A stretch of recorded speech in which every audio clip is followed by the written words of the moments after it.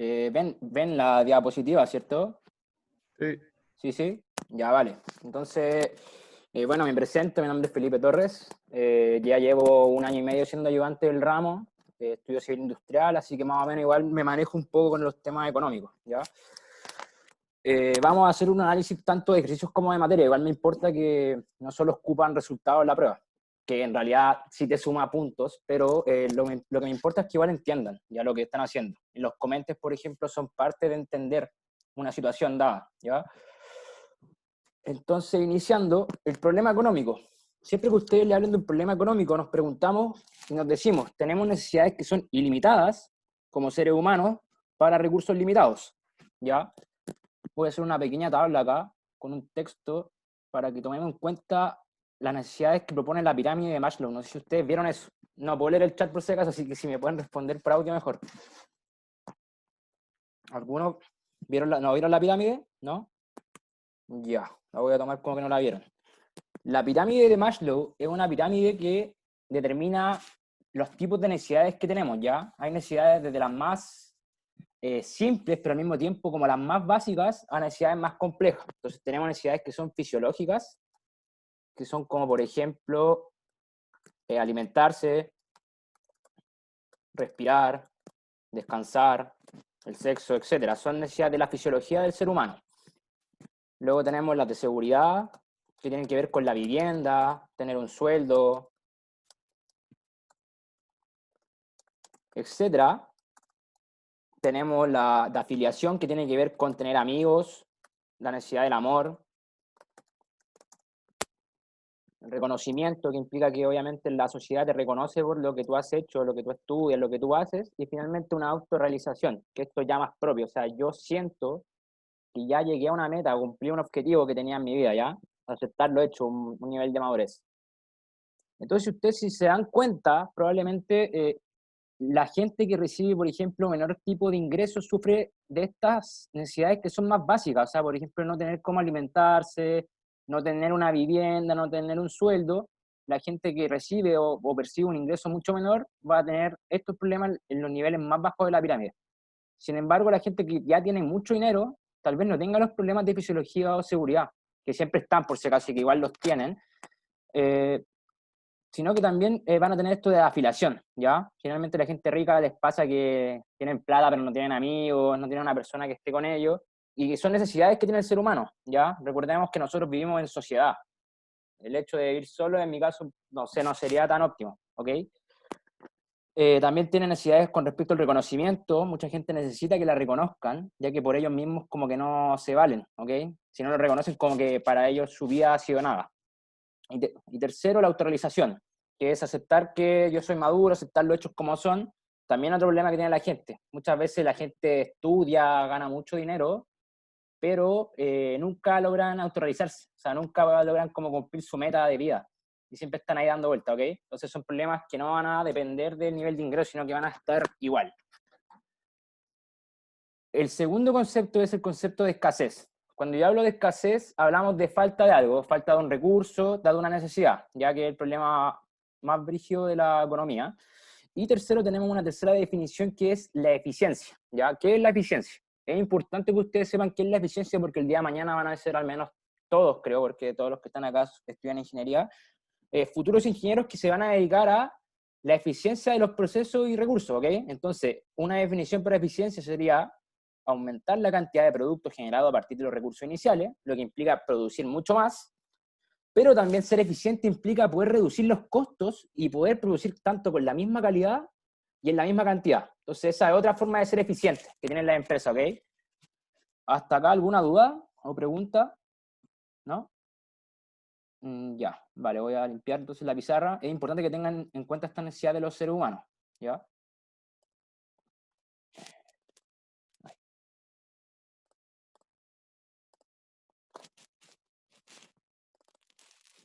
Ay, perdón, le dejé compartir la pantalla. Mala mía.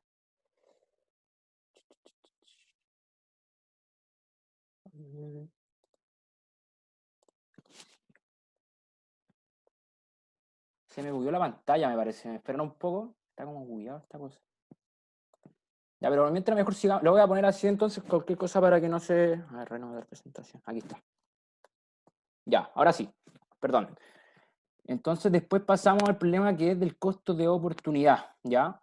El costo de oportunidad tiene que ver un costo equivalente a renunciar a algo, ¿cierto? Dado que tomé otra opción. O sea, yo podría renunciar, por ejemplo, a dinero. Por ejemplo, tengo 10.000 pesos hoy en mi bolsillo y se me da la opción de comprar alguna máquina, ¿ya? Generalmente cuando uno tiene plata o sus papás guardan la plata en el banco les mete un interés para que ustedes vayan aumentando el nivel de dinero, ¿se entiende? Entonces, por ejemplo, si yo tuviera la opción o de ahorrar o la opción de comprarme un juguete, el costo de oportunidad, por ejemplo, de no haber metido la plata al banco y haberme comprado el juguete, van a ser esos intereses que yo podría haber ganado, ¿sí? También hay ejemplo, por ejemplo, con esta clase. Podrían estar viendo un video de Julio Profe para estudiar cálculo 3 en vez de estar viniendo a mi ayudantía. Ya, o sea, también es otro ejemplo. Generalmente el costo de oportunidad se presenta en la vida de todos. Siempre hay un costo de oportunidad dado que vamos decidiendo, tanto en la universidad, tanto en la niñez, tanto ya en el trabajo, siempre hay costos de oportunidad, como ustedes quieran, tanto monetarios, de la vida, de necesidades sentimentales, etc.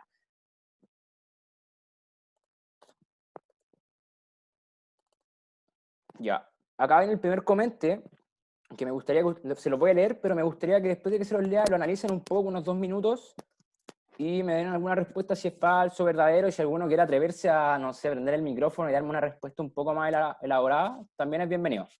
Entonces dice, solo las personas de escasos recursos se enfrentan a la escasez, mientras que las personas con ingresos altos no, lo que conlleva a que estas últimas tengan costo de oportunidad cero, ya que no tienen que renunciar a nada para obtener lo que quieren, ¿ya?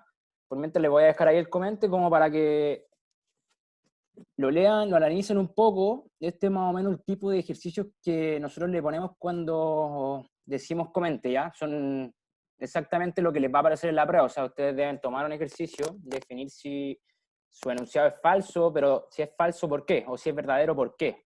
¿Se entiende? Dar razones. Entonces, eso. Si alguno tiene como algo que decir, algún comentario, estaría bueno. Voy a esperar por mientras lo lean y deciden.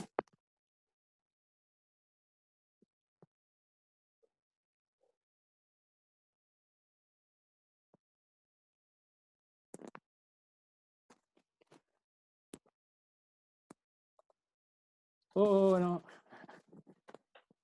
¿Alguno, alguien, algo? ¿Se le ocurre algo de este recomente a alguien? No puedo ver el chat. Disculpen, chiquillos, así que eso. Ya,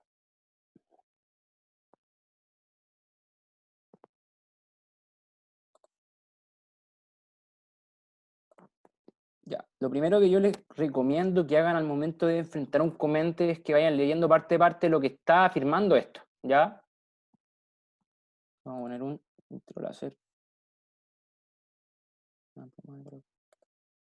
Ya, si se dan cuenta que dice solo las personas de escasos recursos, está afirmando, o sea, que dado que yo tengo escasos recursos, me enfrento a escasez, ¿ya? Mientras que las personas con ingreso alto, o sea, aquel que tiene una renta muy alta, mucho dinero, no va a verse afectado por el costo de oportunidad y por la escasez. Te está diciendo que dado que es rico, entonces el costo de oportunidad que ellos tienen es cero. Entonces, tenemos dos conceptos ahí, la escasez primero que todo. Tenemos el concepto de ingreso alto, que están sesgando en base a los ingresos. Y también tenemos este concepto de aquí, que dice el costo de oportunidad es cero. ¿Ya? Entonces, lo primero que ustedes hacen en el momento de leer un comente es tomar la idea más importante y los conceptos que ustedes conocen, ¿ok? Para poder dar una respuesta un poco más elaborada. Siempre me pasa o me preguntan, ¿qué pasa si yo escribo pura, no sé, me cuenteo, me dicen, no escribo mucha información, ¿ya? Yo les recomendaría que no hicieran eso por un tema de que mejor toman ese tiempo y lo invierten en algo que sí sepan hacer, ¿ok? No les va a servir mucho a veces escribir mucha información dado que no son concisos con lo que están escribiendo o eso, ¿ya? Entonces, les recomiendo que al momento de que ustedes tengan que escribir un desarrollo de este estilo, tomen en cuenta los recursos que toman en cuenta el comente, ¿ya? Entonces, si lo pensamos, la escasez la podemos enfrentar todos, ¿ya? No necesariamente la gente con ingresos altos no lo afecta la escasez, ¿ya? Un ejemplo simple, si el día de mañana, por ejemplo, se acaba, por ejemplo, el oxígeno, se agota el oxígeno, el planeta Tierra se vuelve un lugar tóxico, y por ende la composición del aire de oxígeno, que es 21, se reduce, hagamos, a un 1%. Entonces, en ese caso, si se dan cuenta, la escasez no solo va a afectar a aquellas que tengan menos dinero, sino que nos va a afectar a todos. Y me dirán, pero el que es más rico puede comprar, no sé, un tanque de oxígeno. Sinceramente, yo no creo que dure más de 3 segundos con vida si es que se acaba el oxígeno en la Tierra, ¿ya? Entonces, esa escasez, cuando se da escasez de un producto, nos afecta a todos. Si el día de mañana se acaba el ron o cualquier trago, por ejemplo, eso nos va a afectar a todos, independiente del nivel de renta que yo tenga, ¿ya? Porque no va a existir el recurso, entonces me va a afectar de todos modos. Lo cual ahí podemos decir que el comentario es falso, debido a que la escasez no afecta o no sesga debido a los ingresos, sino que la escasez los afecta a todos, ¿ya? Un segundo ejemplo, además, que quiero que tomen en cuenta, es esto que dice que el costo de oportunidad que ellos enfrentan es cero. Eso es falso, ya que probablemente la persona que es rica tenga otras necesidades, pero por ende tenga otros costos de oportunidad a los cuales se enfrenta diariamente. No solamente tiene el costo de oportunidad, por ejemplo, por alimentos o por esas cosas, como son la gente que tiene menor ingreso. Tal vez alguien que tenga altos ingresos tenga otras necesidades, pero de todas maneras va a sufrir lo que se llama costo de oportunidad, ya que en su vida va a tener que decidir por qué opción se va a tener que inclinar, etcétera, ¿ya? No sé si hasta ahí hay alguna duda. Si hay alguna duda, hablen nomás y preguntan y aclaro todo. Ya, perfecto. Ay, no.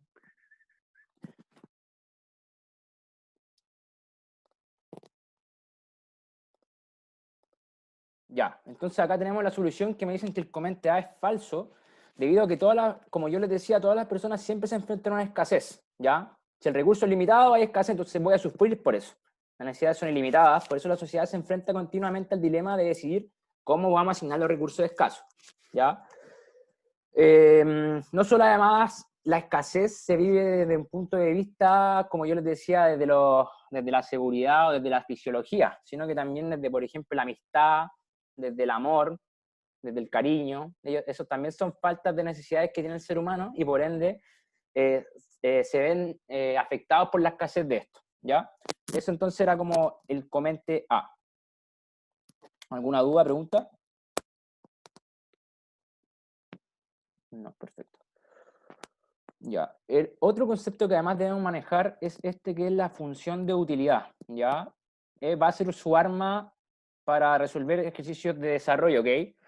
Cuando yo hablo de función de utilidad, digo una función capaz de cuantificar el valor de la utilidad generada en base al consumo de ciertos bienes, ¿ya? Obviamente tengo una utilidad, por ejemplo, como tengo esto, una utilidad Kappa-Douglas, que me cuantifica cuánto va a ser la utilidad en base al valor de X y el valor de Y. Entonces ahí podría armar diferentes combinaciones de utilidad, dado que varió X y que varió Y.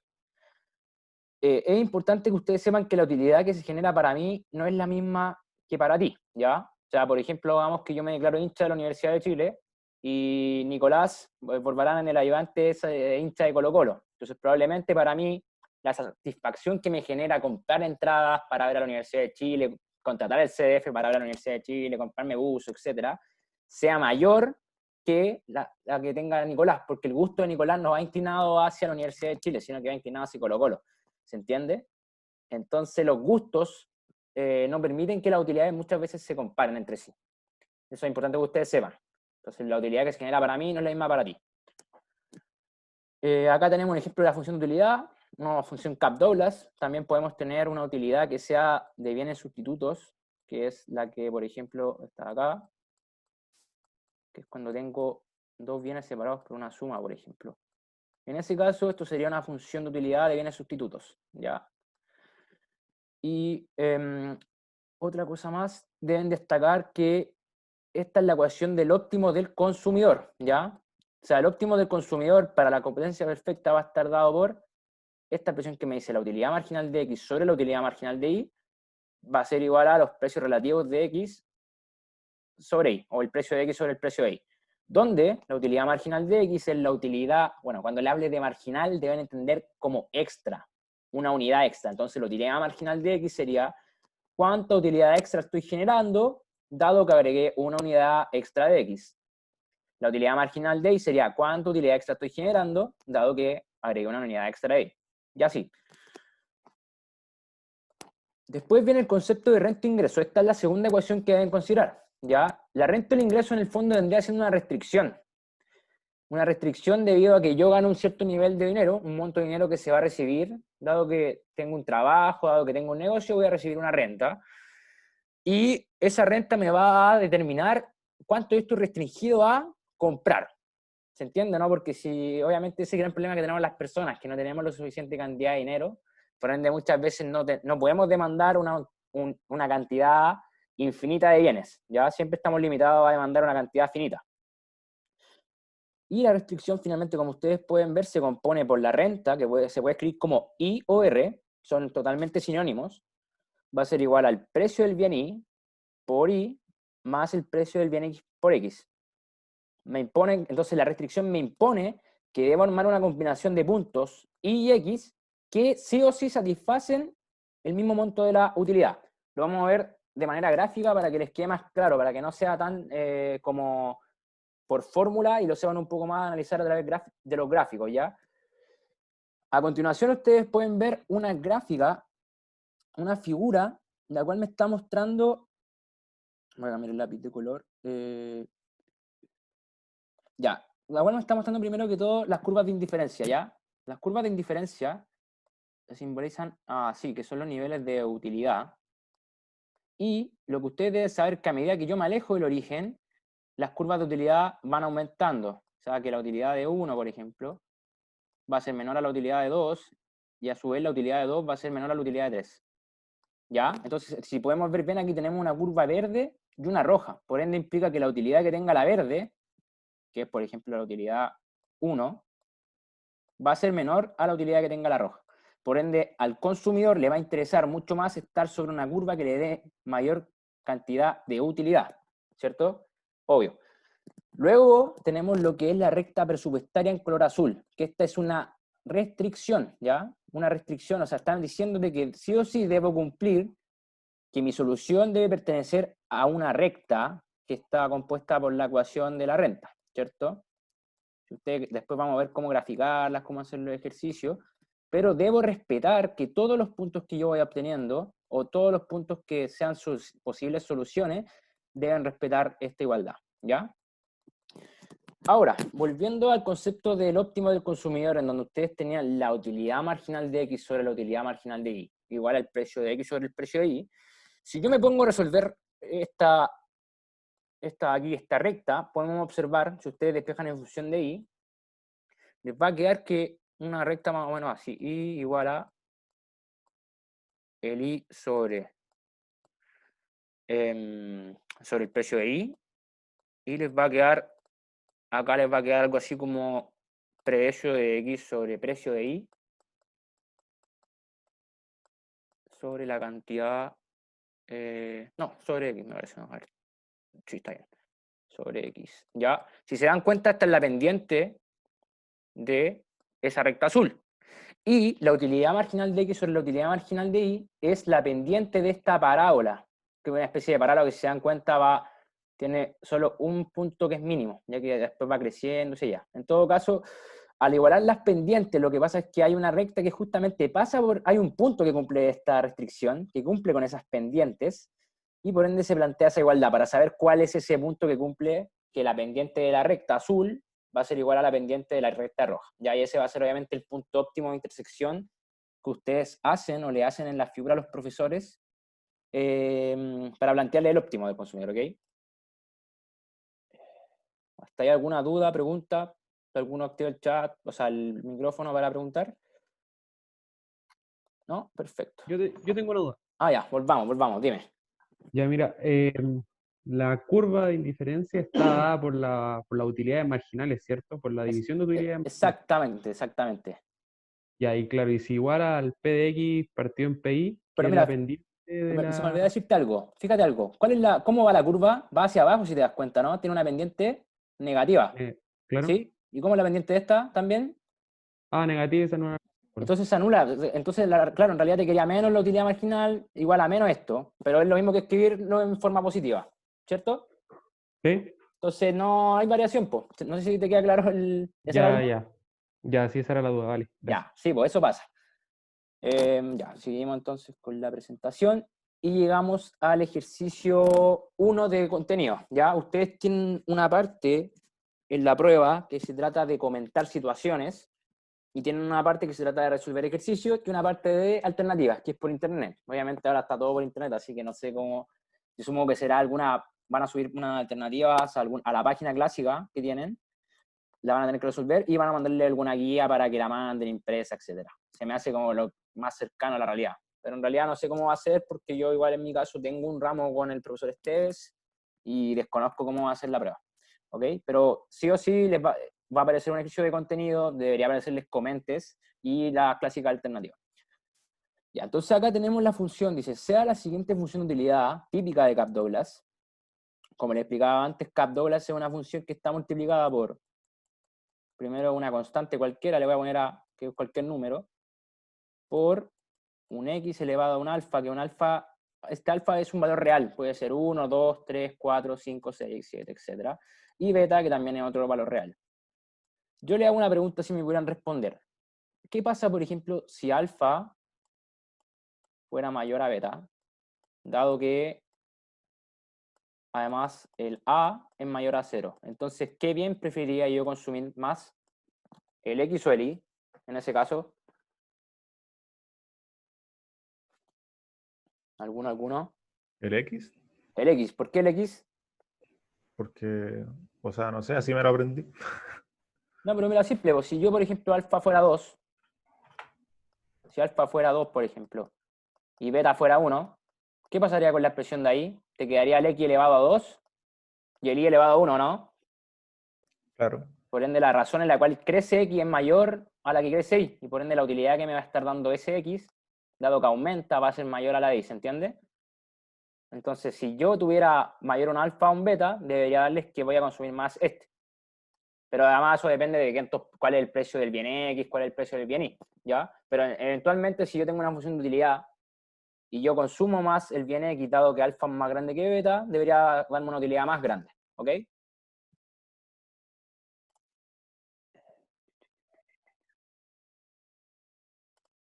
Ya, entonces, me dice que tenemos los bienes X y Y, que son dos bienes finales, alfa y beta son los niveles de importancia, y que se asocia al consumir dichos bienes, ¿ya? Respectivamente, además se conoce que la gente posee un ingreso igual. Ese ingreso lo vamos a definir como un I sub 0, ¿ya? Una constante que está ahí y es un valor que no cambia. O sea, estamos diciendo él siempre va a recibir un ingreso de I sub 0.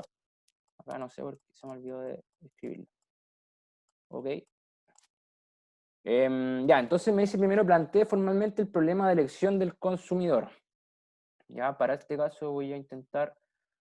A ver, vamos a compartir la pantalla. Dame un segundo. Whiteboard. Ya, no sé si ven la pizarra. ¿Sí, no? Sí. Sí. Sí, vale. Ya, vale, perfecto. Entonces tenemos la pizarra y entonces anotamos la función de utilidad, ¿cierto? Lo primero que debemos hacer siempre es identificar la función de utilidad, que es como un paso 1. Esta es la receta que les voy a dar como para resolver este ejercicio, ¿ok? Entonces tenemos esta función. Paso 1, entonces tenemos la función definida. Ya, vamos a ver qué nos preguntaban. Y si se dan cuenta, lo que nos pregunta es, plantee formalmente el problema de elección del consumidor. Cuando ustedes le digan problema de elección del consumidor, ustedes deben ir directamente a plantear la fórmula del óptimo del consumidor, ¿o no? No sé si se entiende eso, o sea, esa que dice utilidad marginal de X sobre la utilidad marginal de Y. Ya, igual a los precios relativos. Esa es la ecuación que ustedes deben plantear para su parte A, porque esta les va a brindar un punto que cumple la condición de tangencia entre las curvas. Entonces, cuando yo digo utilidad marginal, ¿qué sería? ¿A algunos se le ocurre utilidad marginal qué significa? En términos matemáticos, no de contenido. La derivada. ¿O no? La De la derivada, utilidad. exactamente. Entonces, si yo digo la utilidad, la primera parte, eso sería lo mismo que derivar la utilidad arriba con respecto a X, ¿cierto? Muy sencillo. No sé si alguno tiene problemas con el desarrollo de estas derivadas, que son las de acá, cómo derivar esta función. ¿Nadie? ¿Todos entienden más o menos cómo tendríamos que derivar esta función? Que en el fondo, por ejemplo, si yo derivo con respecto a x, esto es una constante. Si yo derivo con respecto a y, la constante vendría siendo x. ¿Sí? ¿Alguna duda hasta ahí? No, ya. Entonces, les voy a mostrar cómo hacer estas derivadas más rápido, que no me gusta usar mucho la pizarra, ya que no me queda tan bien los dibujos. Y si se observan, podemos ver acá que tenemos el concepto del óptimo del consumidor. O sea, igualamos las utilidades a los precios y hacemos las derivadas. Ya, dado que derivé, si yo derivo con respecto a x, se baja el exponente, que en ese caso era alfa, y se le resta 1. Entonces te queda alfa por x elevado a alfa menos 1 por y a la beta. Lo mismo se hace con el y. Ya se baja el beta y se le resta 1. Luego nos toca dividir las expresiones. Si ustedes se dan cuenta, si yo divido esto, me debería quedar algo así como alfa sobre beta. Y cuando teníamos potencias de igual base, pero diferente exponente, lo que pasaba es que, por ejemplo, si se dividían en este caso, porque estoy dividiendo este en este, se va a restar. Entonces me quedaría x elevado a alfa menos 1 menos alfa,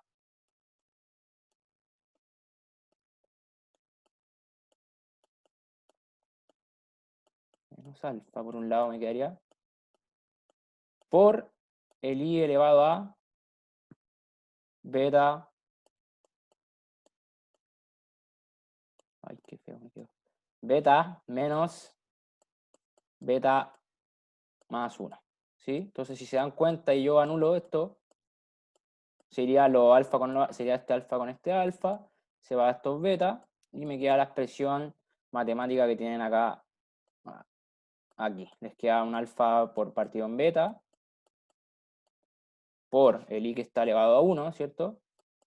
Sobre el x que está elevado a menos 1. No sé si hasta ahí hay alguna duda con cómo llegamos al punto óptimo. Y obtenemos esta expresión de acá. Y si se fijan, aquí está planteada la opción. ¿Ya? O sea, este sería el óptimo de elección del consumidor. ¿Alguna duda hasta acá? ¿Preguntas, dudas, lo que sea? Nada. Ya, perfecto. Vamos a volver un poco atrás entonces y me dicen obtenga las demandas marshallianas. ¿Ya? Cuando ustedes le pidan entonces las demandas marshallianas, voy a compartir de nuevo la whiteboard. Voy a borrar acá, así, clear all drawings. Entonces, la parte B me dice, les piden las demandas marshallianas, ¿cierto? Entonces, cuando yo les pido demandas marshallianas, lo que deben hacer es tomar esta restricción, tomar la restricción de la renta, ¿ok? Entonces, para esa situación, dado que yo tengo valores para X, o sea, dado que yo despejé una igualdad que me decía que era, bueno, la voy a mostrar acá porque no puedo escribir estos signos griegos. Dado que me dicen que el valor de la igualdad está dado por esto, Px sobre Pi igual a alfa i partido en beta x, yo puedo despejar una función de la otra. Lo que ustedes quieran, o despejan x o despejan y. En este caso voy a despejar y porque es más sencillo, ¿ok? Entonces, si yo despejo y me va a quedar una expresión igual a el beta por una cantidad por el precio de x sobre un alfa por un precio de y. Ya, o sea, eso va a ser una expresión que voy a tener, y dado que tengo la restricción presupuestaria, voy a poder despejar, ¿ok? Entonces, dado este y, si yo lo reemplazara en la pizarrita que teníamos acá, si yo reemplazara eso acá,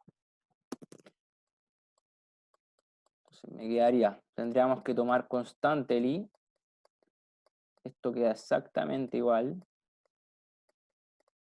pero al momento de ustedes de meterle en el y, deben meter la expresión que despejamos, ¿ok? Que era algo así como beta por x por el precio del bien x sobre un alfa por un precio de y. No sé si me equivoqué en la expresión en copiarla, ¿no? Si está bien. Ya, eso fue el valor de y que yo pude sacar, dado que despejé de la primera opción del óptimo del consumidor un valor, ¿ok? Entonces acá, si se dan cuenta, simplificamos los precios de y me va a quedar la renta va a ser igual a factor D. Si se dan cuenta, aquí repetimos el mismo factor. Tengo el precio de X por X y acá de nuevo tenemos el precio de X por X. Entonces yo podría factorizan, y les va a quedar algo así como 1 más beta sobre alfa. Beta sobre alfa. Siguiente paso sería entonces quiero despejar este valor de X. Por ende, X me estaría dado por el ingreso por un alfa, ¿cierto? Ya que si yo multiplico todo por alfa, o simplemente hago esta expresión que está acá mejor, para no... Si yo hago esta expresión, eso les va a quedar algo así como alfa más beta sobre alfa, ¿ya? Eso le debería quedar. Entonces simplemente lo que hago es paso multiplicando alfa y paso dividiendo por alfa más beta, ¿cierto? Entonces les debería quedar algo como así.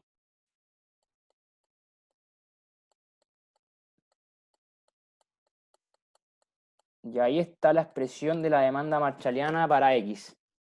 ¿Se entendió o quedó alguna duda de cómo obtener la demanda marshalliana para X?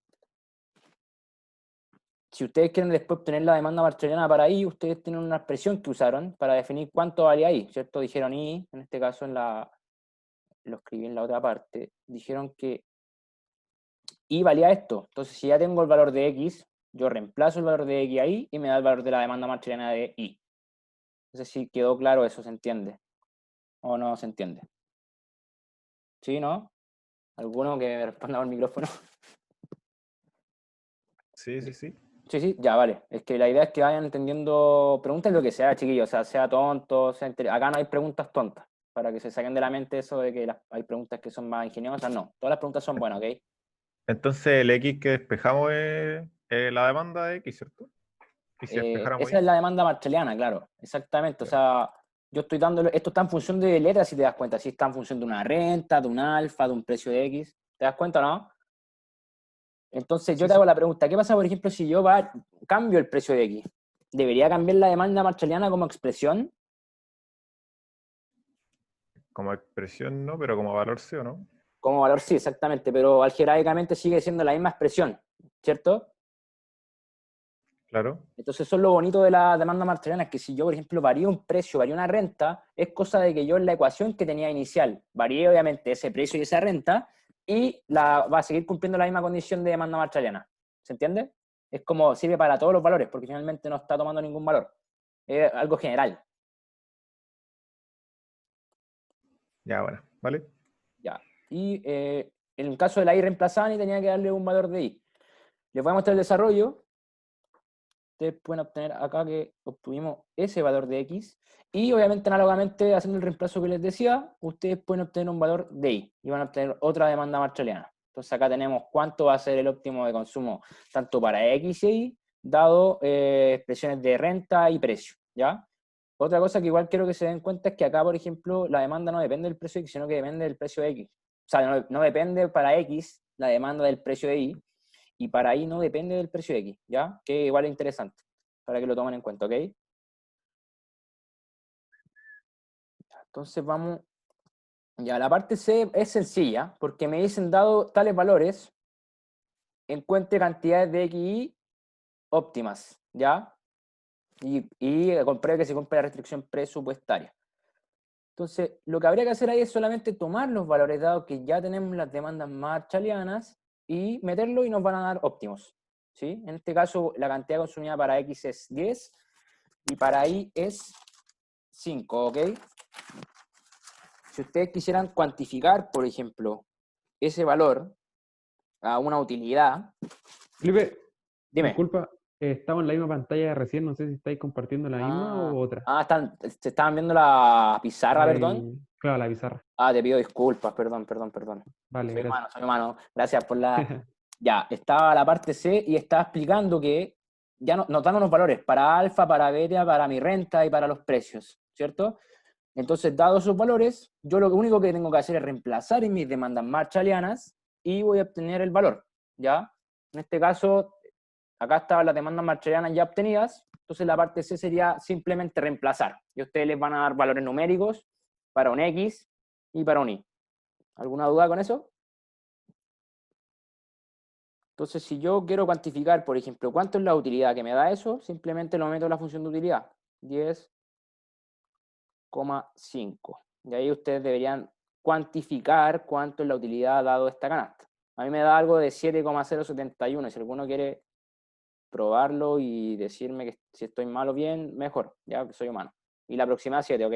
Porque no me gusta trabajar mucho con decimales. Se aproxima a 7, ¿ok? Entonces sería el valor de la utilidad. ¿Cómo yo compruebo que cumplen con la restricción presupuestaria? Bueno, simplemente ustedes saben que tienen una renta de 1000. Tienen la renta de 1000, ¿cierto? Entonces deberían solamente... Ay, ¿qué bajó? No, un segundo. ¿Qué bajó? ¿Qué bajó? Aquí estamos, ya. Debería pasar solamente que los puntos que tomamos van a cumplir con la restricción. Usted, o sea, les debería dar que en el lado derecho, acá, al lado derecho les debería dar un valor de 1000. Y en el lado izquierdo no el valor de 1000. Lo pueden comprobar con calculadora, con lo que quieran, ¿ya? Pero les va a dar la misma restricción, porque dado que hicimos todos los pasos que hicimos, lo hicimos en función de que vamos a cumplir esa restricción. La tomamos en cuenta para poder calcular lo óptimo. No sé si se entiende hasta ahí todo. ¿Hay alguna duda con eso? Esos son puntos asegurados en la prueba, chiquillos, ¿ya? Así que cualquier cosa ahí van diciéndome qué pasa, etcétera. Ya, volviendo acá, entonces nos piden, esta parte es la más complicada y la más larga, que nos dicen, a partir de C, baja el precio de un bien, por ende ya no me cobran lo mismo por X, me están diciendo me cobran un 50% menos, y me dicen calcule el efecto renta, el efecto sustitución y el efecto, o sea, utilizando el método de Slatsky, ¿ya? Si yo en el mercado ocurre que estoy consumiendo un bien X y un bien Y, y el día de mañana baja el precio de ese bien, lo normal es que yo consuma más. Esa es la teoría del consumidor dado los bienes normales. O sea, bueno, a mayor percepción de la renta o a mayor renta, más voy a consumir. ¿Se entiende? Entonces, si yo tengo que el precio de un bien va a bajar, lo más probable es que yo pueda demandar más de ese bien. Entonces, los valores que me deberían dar de este punto nuevo, de este nuevo punto óptimo, deberían variar un poco con respecto al inicial, que era 10 y 5, como tal. 25, perdón. Ah, no, sí, no, sí está bien. Ya, ahora, entonces, hagamos que varíen el precio. Me toca variar el precio, por ende, mi precio ya no sería 50, sino que va a ser 25, me parece. Entonces, como yo explicaba adelante, las demandas marshallianas van a mantener esa capacidad de ser la misma expresión, solamente debo cambiar los valores que sí cambiaron. O sea, por ende, si la demanda marshalliana inicial, la demanda marshalliana inicial era, para X era,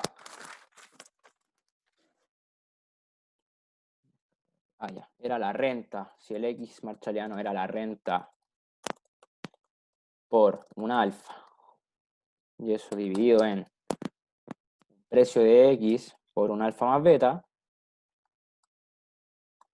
y me dicen, ¿sabes qué? Cambié el precio de X, entonces lo que me va a variar acá va a ser este. Ya no va a ser ese precio de X, sino que va a ser un precio de X prima, en donde el precio de X prima,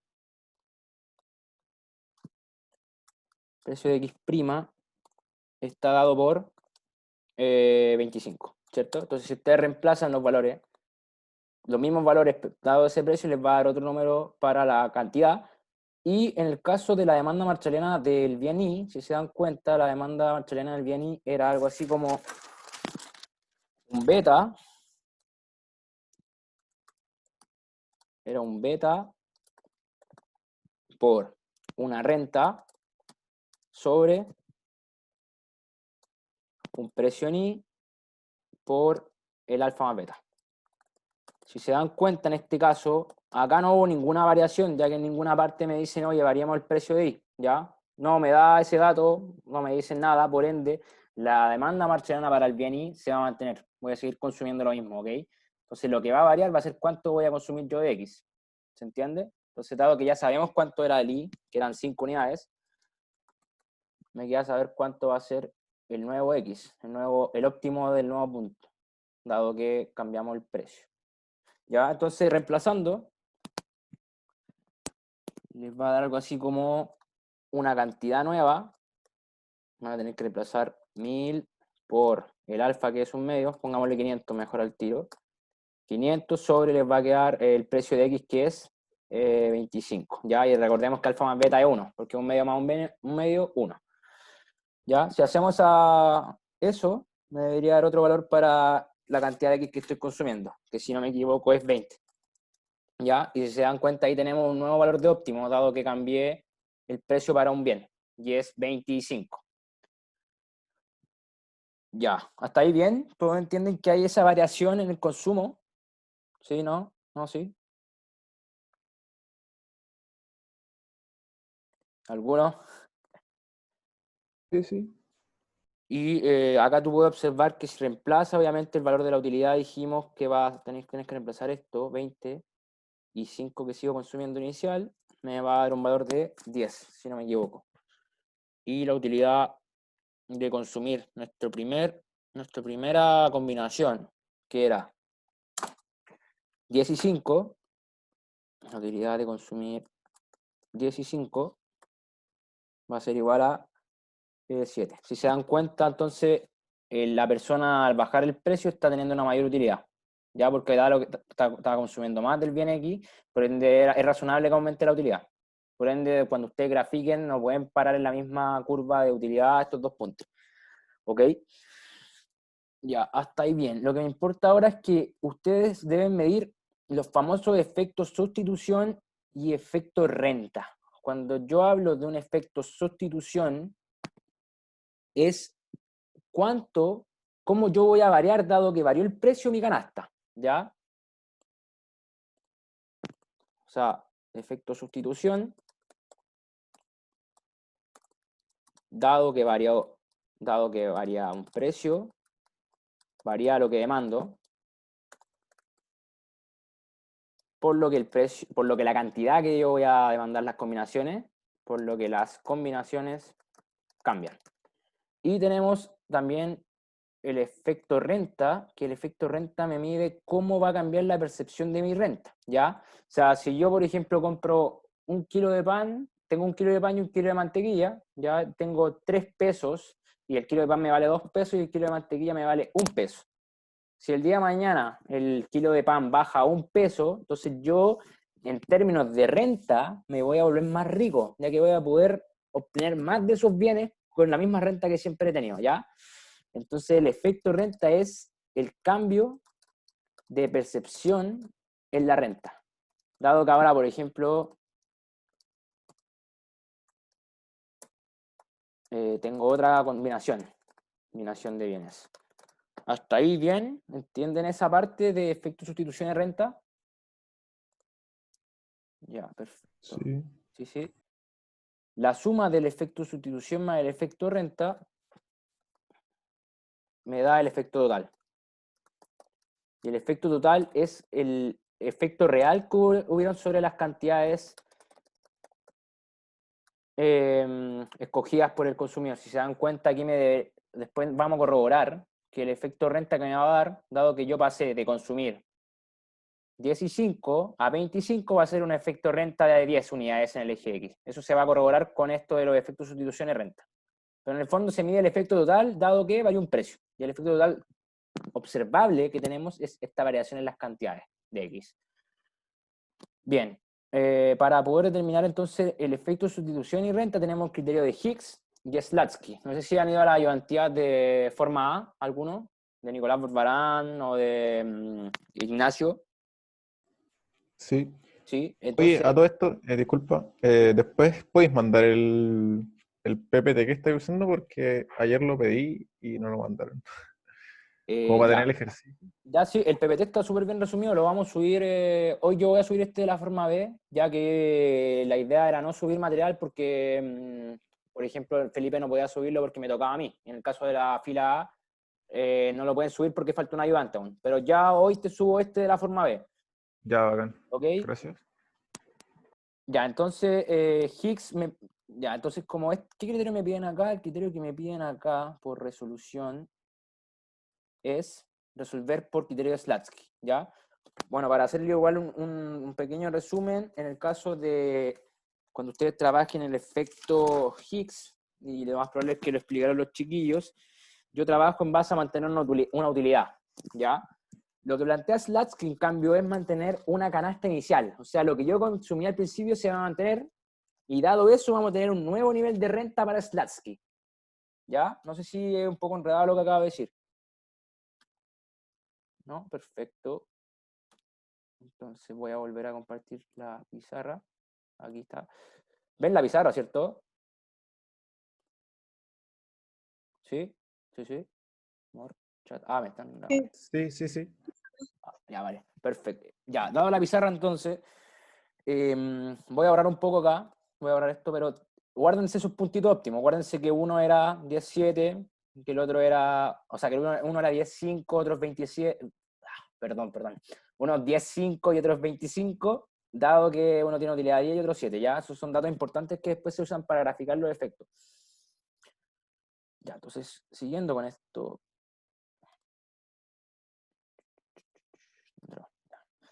Entonces, como Slatsky propone mantener los óptimos iniciales, lo que ustedes deben hacer es calcular una nueva renta de Slatsky, se llama. Le vamos a poner RS. Entonces, la renta de Slatsky está dada por este nuevo precio que tengo de X por la cantidad inicial, que ¿cuánto era la cantidad inicial? 10 unidades, ¿cierto?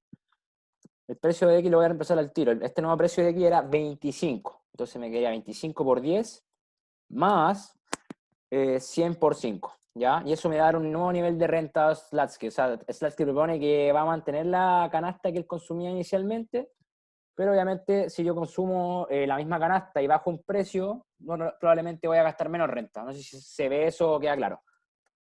Entonces me da una renta de 750 pesos. Esa es la renta que plantea Slatsky, ¿ya? A utilizar.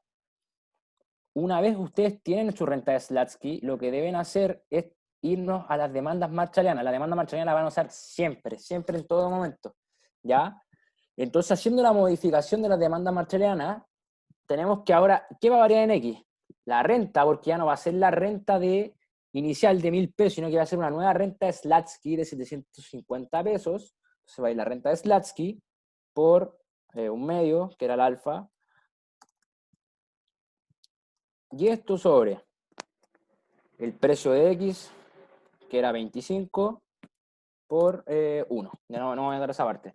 Entonces, si ustedes hacen el reemplazo, les debería dar finalmente un valor de X igual a 15 unidades. ¿Ya? Perdón, 15 unidades. Y deben hacer exactamente lo mismo para I, dado que I tiene una demanda marshalliana.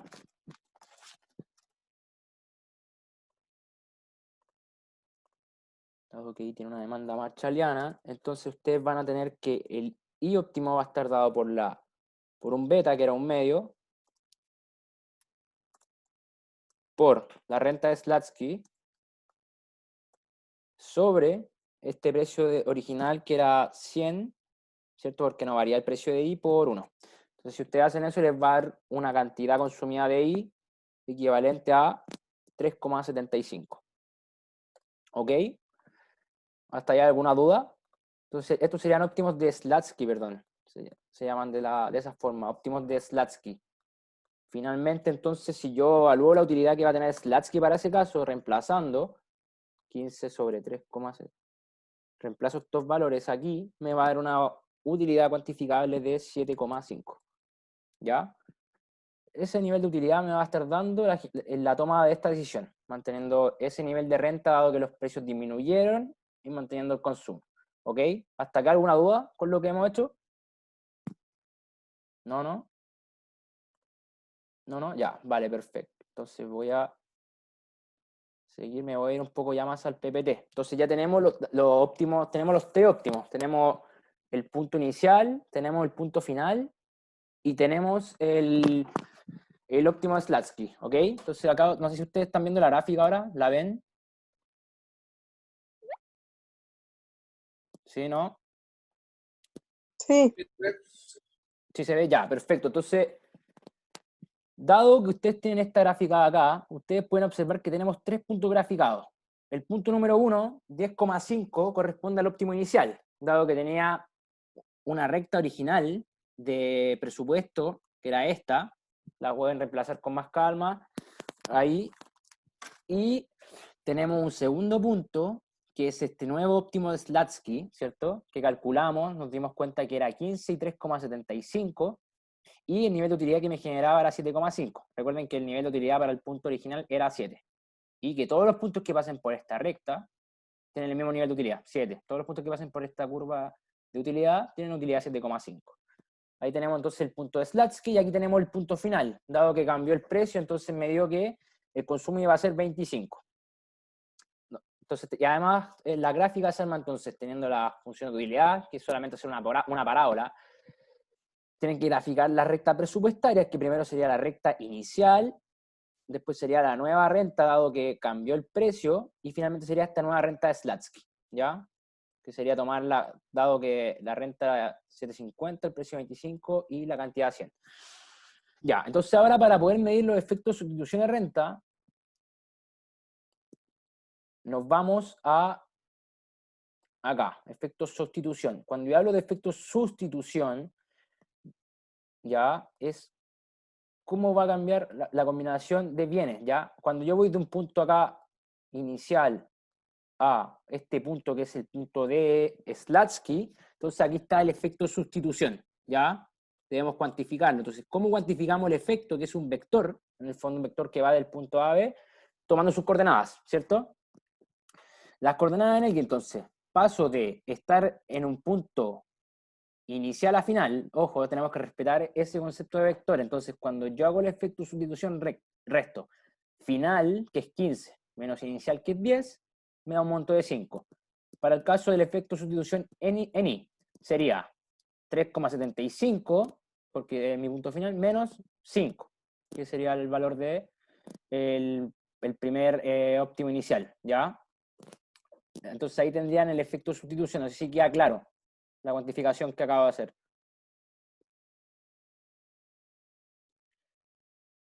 Luego tenemos el efecto renta. El efecto renta es cómo yo paso del punto Slutsky a mi nuevo óptimo, dado que hubo una variación de precio, ¿ya? O sea, cómo paso de este nivel de utilidad a este nivel de utilidad, ¿ya? Eso se llama efecto renta, cómo cambió esa percepción de la renta, ¿se entiende? Dado que ahora estoy ganando, o sea, dado que ahora cuesta menos, por ende consumo más. Entonces lo mismo, veo un vector, sería 20 menos 15, porque es final menos inicial, me da 5.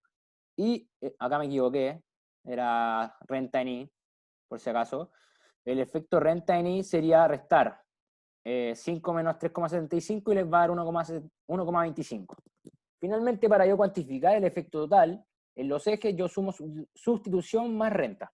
Entonces, para el caso del eje X, voy a sumar el efecto de sustitución de 5 más el efecto renta de 5, me debe entregar un efecto total de 10. Para el caso de Y sería sumar este menos 1,25 más 1,25 y me da un efecto total en Y de 0. Y finalmente aquí ustedes tienen cuantificado cuánto es el efecto total, que es de 10 unidades en el eje Y. Eso sería responder la parte B. No sé si queda alguna duda o pregunta que tengan. ¿Ninguna? ¿Nada?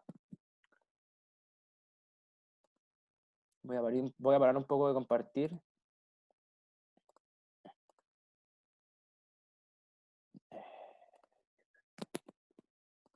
Ya, perdón, ahora vuelvo. Entonces, finalmente, ya ustedes tienen la respuesta. No, la gráfica debe dar 0,1, 0,2 décimas, no dan tantos puntos por la gráfica. Por ende, si ustedes ya tienen los puntos, es cosa de que hagan las diferencias y les va a dar de todas maneras el efecto, porque es algo numérico. Yo hago la gráfica un poco más para que ustedes puedan ubicarse qué son realmente estos efectos, de dónde salen estas diferencias entre los vectores. Ya, como no hay duda, entonces vamos a pasar a continuar, ¿ok?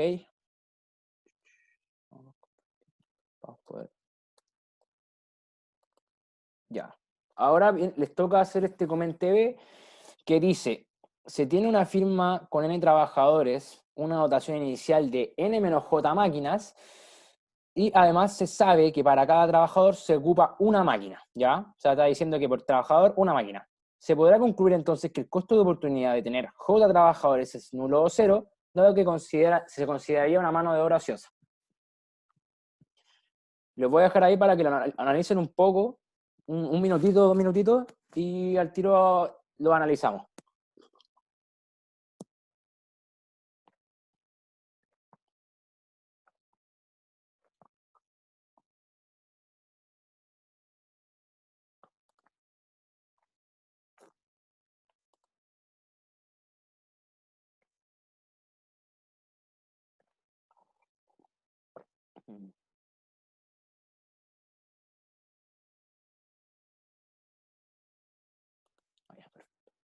Ya, ¿hay alguno que tenga una idea de cómo poder plantear este comente?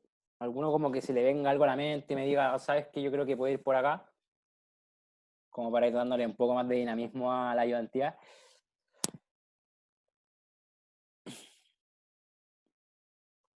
No, nadie. Nadie que quiera ofrecerse a, a saber si está bien o mal. Total, mejor sí que van acá que en vez de la prueba. Ya, perfecto. No voy a obligar a nadie tampoco.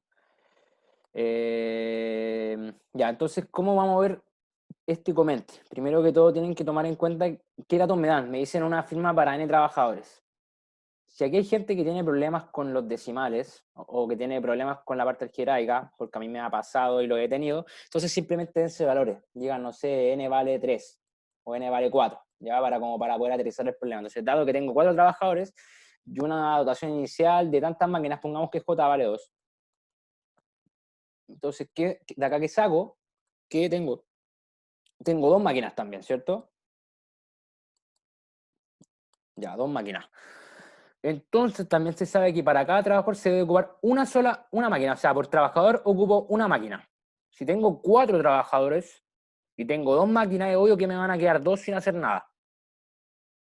Van a haber 2 personas entonces que no van a poder trabajar, ¿ya? Y aquí me dice, se podría concluir que el costo de oportunidad de tener J trabajadores es nulo o cero, ¿ya? Pensemos entonces, dado que yo trabajo, veamos esto desde el punto de vista de la productividad, ¿ya? Esto lo tienen que ver ya para la unidad 2, pero es importante que lo dominen en punto de vista de contenido, ¿ya? Entonces tengo una función que es de cantidad, que es cuánto yo voy a producir, que va a estar dada por 2 letritas, que es K y L, ¿ya? Después van a ver que K y L son, K es el factor capital, que es el dinero, las maquinarias, los estudios de ingeniería que deben ser invertidos para poder llevar a cabo un proyecto de producción. Y tengo L, que es el factor trabajo, que generalmente se dice que son los trabajadores como tal, para hacerlo más simple, pero no necesariamente implica que son solo trabajadores. El factor trabajo puede incluir más cosas, ¿ok? Entonces, dado que tengo un factor capital y un factor trabajo, tenemos la opción. Entonces, ¿qué pasa si, por ejemplo, ya, el trabajo, desde el punto de vista de la empresa, está la opción de, o sea, tenemos que producir, ¿ya? Si yo produzco, está la opción de que trabajo o no trabajo, ¿cierto? Entonces, si yo, por ejemplo, elijo trabajar, ¿cuál sería el costo de oportunidad? Para el jefe que está encargado de la producción, que le importa la producción, ¿cuál sería el costo de oportunidad de que ustedes trabajen? Ninguno. Ninguno, porque a ellos no les importa que ustedes estén dando la vuelta, sacando la hora, tomándose un cafecito y conversando con el de al lado, sino que les importa que aumenten el nivel de producción. Entonces, desde ese punto de vista, el costo de oportunidad de no trabajar para alguien que tiene una empresa de producción y dado que un empleado está trabajando es cero, ¿ya? No hay costo en eso para ellos. Sin embargo, si no trabajo, el costo de oportunidad claramente va a ser alto, porque va a ser todas esas unidades que yo no pude producir. Unidades que no produje, caída en la productividad, etcétera. Entonces ahí sí habría un costo de oportunidad para aquel que es jefe de la empresa. Poniéndonos en el caso que está acá arriba, ¿ya? Sabemos que el problema que tienen estos cabros que están parados, que son dos personas paradas, tienen la opción de, entonces volvemos a poner trabajo y no trabajo, trabajo o no trabajo. Ya, entonces dado que no trabaja, o sea, dado que trabajó, El costo de oportunidad sería ninguno.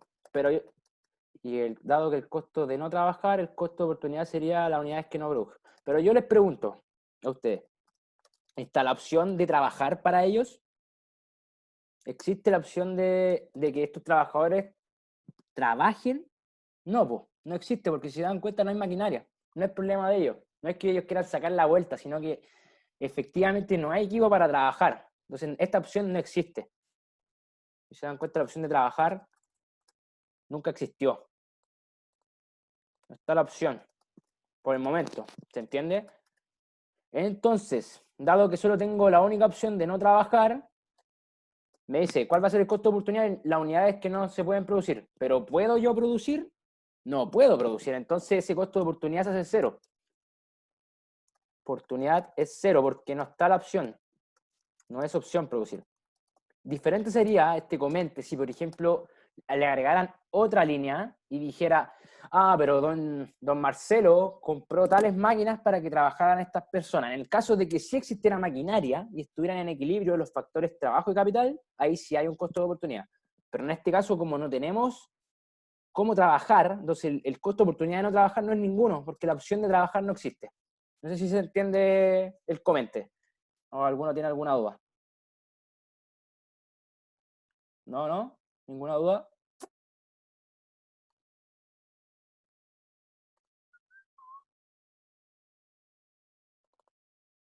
No, ya. Voy a borrar entonces acá. A ver, vamos al chat. Pero, ¿a dónde escribí? Me equivoqué acá, perdón. Acá no es eso, acá es producir, perdón. Me equivoqué. Producir. Ahí está. Son las unidades que yo no puedo producir. ¿Ya? Que no se producen. Que no se producen, sería mejor.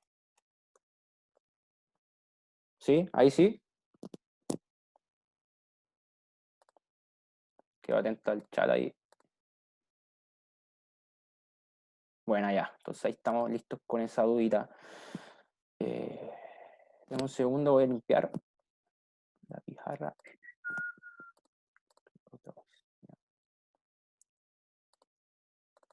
Ya. Entonces acá, como les dicen, el costo de oportunidad que no tenían es verdadero. Como se tienen N trabajadores para N menos J máquinas y se sabe que la relación es 1:1, se tiene J trabajadores que no estarían produciendo, por lo cual se consideraría mano de obra no utilizada, ¿cierto? Porque ya no tienen otra opción. Sí o sí debe ser una mano ociosa, no está otra opción, lo que implicaría un costo de oportunidad, o sea, lo que no implicaría un costo de oportunidad, dado que no están haciendo nada. Lo que les explicaba, no existe este costo de oportunidad, dado que no tienen otra opción a realizar. Ya, sigamos. Ya, esta ya viene siendo casi la última parte de la ayudantía, que es explicarles un poco el concepto de elasticidad. Eventualmente en la prueba debería entrar hasta esta parte, ¿ya? Que es la parte de elasticidad. Lo que generalmente, por experiencia que tenemos con los chiquillos, podemos decir que son en general de utilidades siempre fijo y el de elasticidad aparece bastante. A veces lo cambian por uno de fuente de la posibilidad de producción o de otro contenido, pero el de elasticidad es un buen candidato a hacer una pregunta para prueba, ¿ok? Entonces, ¿qué es la elasticidad? La elasticidad viene siendo qué tan sensible soy yo o qué tan sensible es la variable que yo tengo al cambio de otra. Por ejemplo, en el ejercicio anterior variaban los precios, entonces yo me pregunto, dado que varié los precios en un tal porcentaje, ¿qué tan sensible fue el cambio de las cantidades? ¿Variaron muchas las cantidades consumidas? ¿Variaron poco? Entonces eso ve la elasticidad, qué tan sensible es la variable con respecto al cambio. Entonces podemos responder, dada una variación del precio, ¿cuál es la variación que sufre la demanda? ¿Cuál es la relación existente entre los bienes? O sea, si son bienes que son bienes del tipo complementario, sustituto, eso lo vamos a explicar enseguida, o frente a qué tipo de bien encontrado dado el nivel de renta que yo estoy recibiendo. ¿Ya? Entonces vamos a la primera, que es la elasticidad precio de la demanda. La elasticidad precio de la demanda, en pocas palabras, para anotarle acá,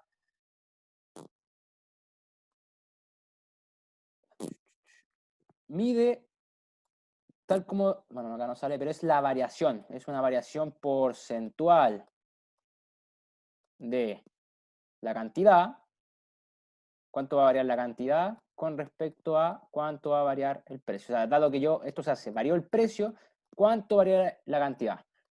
¿Se entiende? Entonces acá tenemos posibles soluciones de esta elasticidad. Si yo tengo una elasticidad unitaria, implica que la variación porcentual en la cual yo cambio el precio va a ser igual a la variación porcentual que va a sufrir la cantidad. ¿Ok? Otra cosita que igual me gustaría explicarles es que acá aparece el valor absoluto de la derivada con respecto a la cantidad, o sea, la derivada de la cantidad con respecto al precio por el precio por la cantidad. Generalmente esta fórmula les va a dar un signo negativo, pero ¿qué implica ese signo negativo? Es la relación inversa que hay entre la cantidad y el precio. Es obvio que si yo aumento el precio, la cantidad cae, ¿sí? En un bien normal. Ya, entonces después siguiendo con las clasificaciones tenemos una demanda inelástica, que es cuando una variación en el precio lo afecta muy poco, o sea, la cantidad que yo voy a seguir consumiendo va a ser casi la misma, ¿ya? Como por ejemplo le pasa a los alimentos, etc., ¿ya? Después viene la elasticidad cuando la curva es elástica, y esto implica que, dada una variación del precio, la cantidad consumida va a cambiar mucho. Y esto pasa en los bienes que son más elásticos o perfectamente elásticos, dado que, por ejemplo, si yo tengo Coca-Cola y Pepsi, y la Coca-Cola el día de mañana le da la cuestión y me sube el valor del litro de Coca-Cola a 10.000 pesos, es obvio que yo me voy a cambiar a consumir Pepsi, que son dos bienes que satisfacen la misma necesidad. También algunos me dirán, no, es que la Pepsi es diferente. Tienen el mismo objetivo de satisfacer la necesidad de la sed, etc. ¿Ya? Entonces, en ese caso, si hay un bien que está en la curva elástica y le cambio los precios, la variación que va a sufrir la cantidad va a ser muy potente. Mucho más potente si es un bien elástico, ¿ya? Porque si es perfectamente elástico significa que tiene muchos sustitutos, ¿ya? Demasiado, o sea, muchos bienes que pueden cambiar esta función que haces tú. Y finalmente acá, bueno, tenemos los bienes que son perfectamente inelásticos y elásticos. O sea, cuando yo digo que soy perfectamente inelástico, digo una elasticidad igual a 0.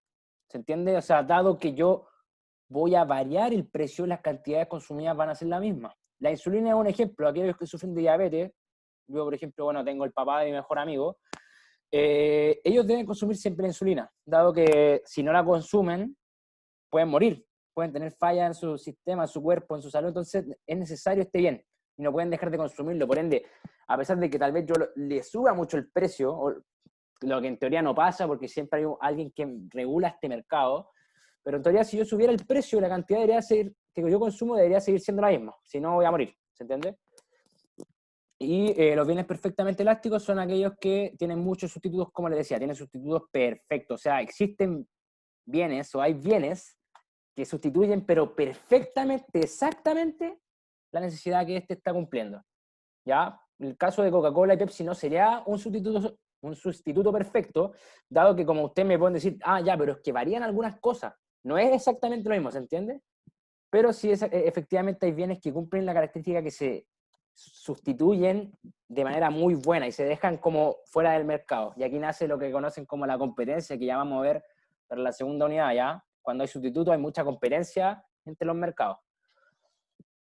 Ya, perfecto. ¿Hasta ahí alguna duda de la elasticidad de demanda? ¿No? Ya. Voy a ver todos los dibujos. Voy a ver el chat. No. Nada, perfecto.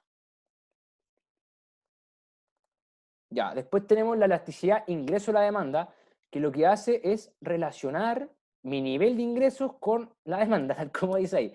¿Ya? Pero lo que me entrega la elasticidad ingreso de la demanda, que es interesante, es qué tipo de bien es el que yo estoy demandando. ¿Es un bien inferior?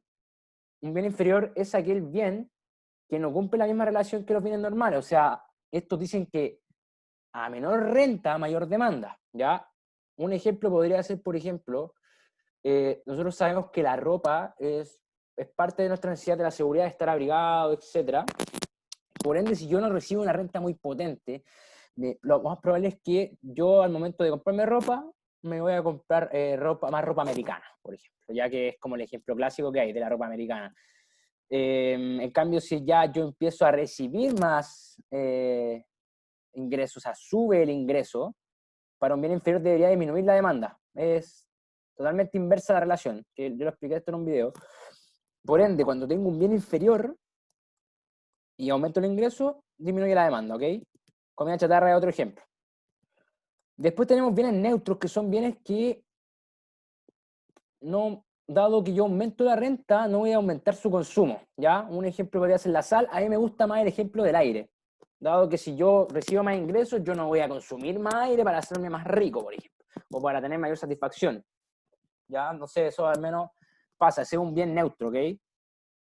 Y después tenemos esta tercera clasificación, que son los bienes normales o superiores, que cumplen que son inversamente proporcionales las demandas y los ingresos. A mayor ingreso, o sea, disculpa, perdón.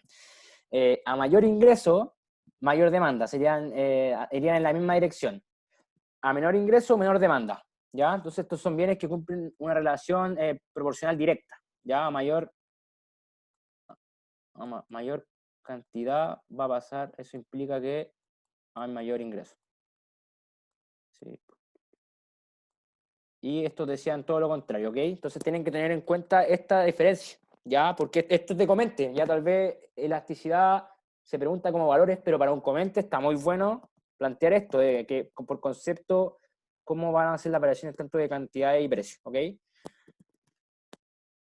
¿Hasta ahí alguna duda? ¿Pregunta? Ah, y otra cosa, para acá no aplico valor absoluto. Acá el símbolo es importante, entonces aquí ustedes no le aplican valor absoluto a lo que van a obtener. ¿Dudas, preguntas?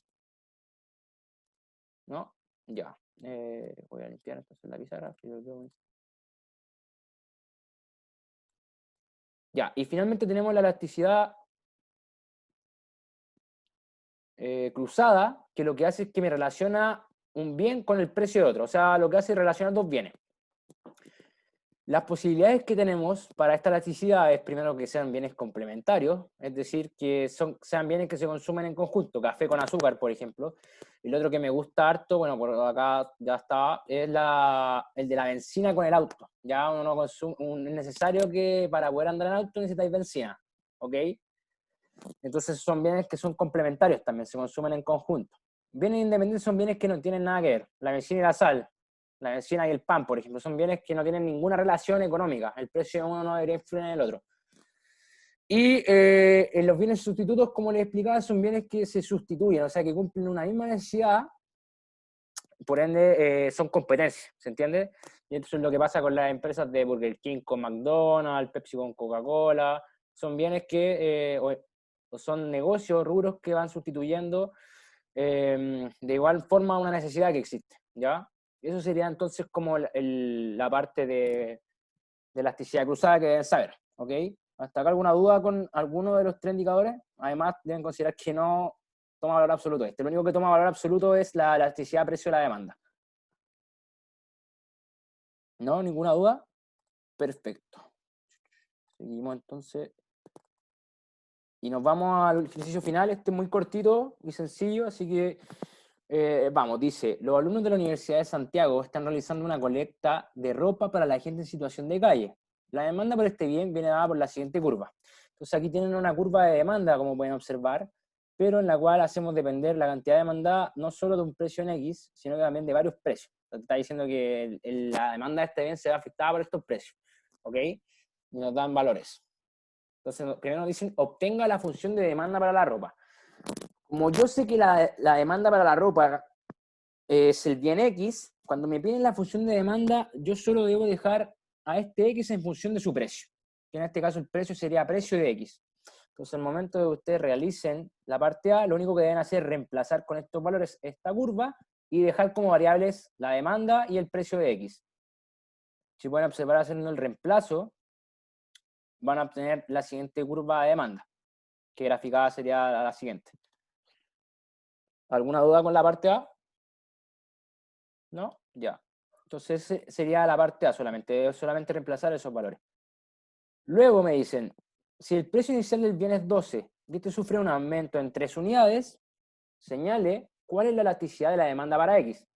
¿Ya? O sea, cuál es la elasticidad precio de la demanda que tiene este bien. Entonces, para esta resolución ustedes deben tomar en cuenta la fórmula, vamos a desarrollarlo acá, que sería la derivada, en este caso si ustedes se dan la lata de derivar la función con respecto al al precio. Miren, voy a mostrar acá para directamente, hagamos la derivada. Ahí. Si yo derivo directamente con respecto al precio de X la demanda, me va a dar menos 6, porque el único factor que depende del precio de X es este de acá. ¿Se entiende? Entonces me va a dar un valor de menos 6. Por ende, la fórmula propone que debo tener la derivada, y además debo tener un precio de X y una cantidad de X, multiplicando.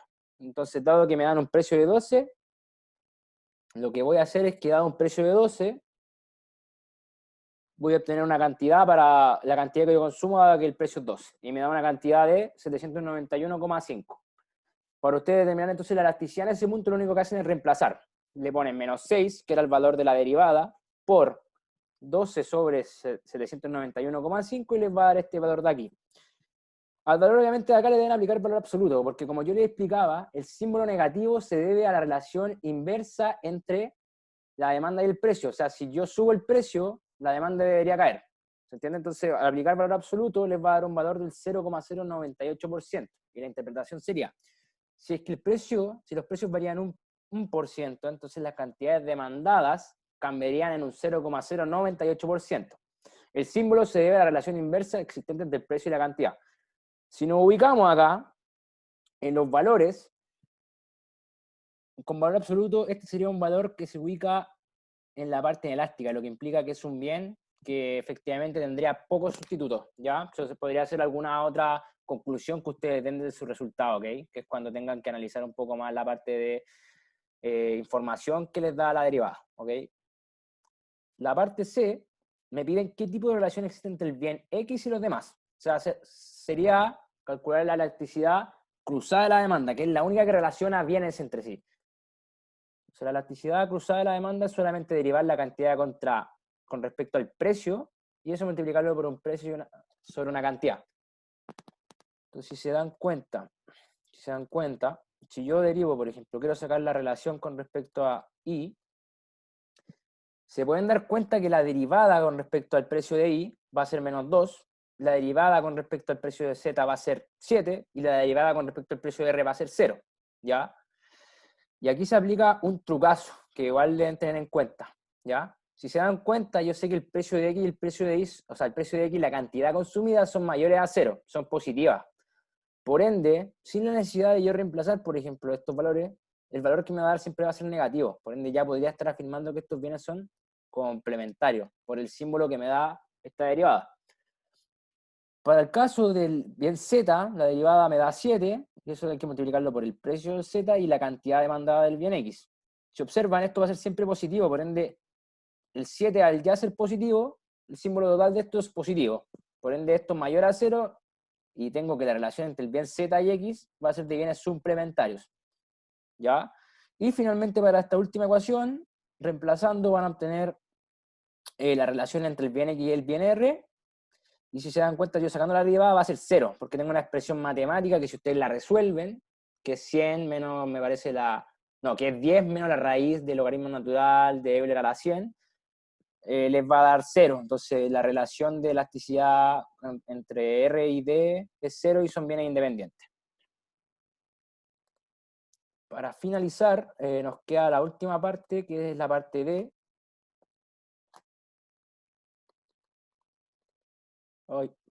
La parte D que me dice, ¿qué tipo de bien es X? Justifico su respuesta en base al nivel de renta. ¿Qué tipo de bien es X? Yo solamente puedo saber qué tipo de bien es el que con el que estoy jugando, dado el nivel de renta. Entonces, automáticamente ustedes leen qué tipo de bien es X, elasticidad, renta de la demanda.